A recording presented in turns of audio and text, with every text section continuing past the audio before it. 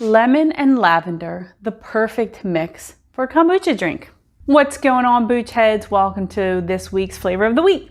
Today we have lemon and lavender. So for this flavor, we're going to focus more on the lavender taste and complement that with a little bit of lemon. You could swap it around and make a lavender lemonade.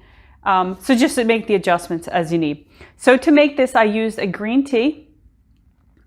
And this is a 16-ounce bottle. I used 2 teaspoons of lavender buds and a half of lemon, which turned out to be almost 2 tablespoons of lemon. So the lemon is a little bit strong. If you want more of a lemonade taste, then go with those measurements.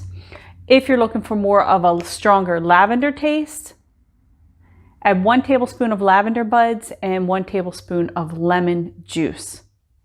You could also use lavender leaves, but I've tried that and there's a big difference in the taste, lavender buds and lavender leaves. But that's it for 3 to 7 days, whatever your personal preference is. Then for the garnish, I sliced up some lemon thin, made an arrangement in the cup, and then you can garnish with a little bit more lavender. You could also sprinkle some lavender buds on top of the ice cubes. If you like to enjoy cocktails, this would be great with some Patron or another smooth tequila, brandy, or vodka. I hope you enjoyed this week's flavor of the week. Don't forget to join me next week.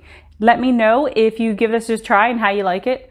Also, if you enjoyed this, please pop the like button and share it with your kombucha friends.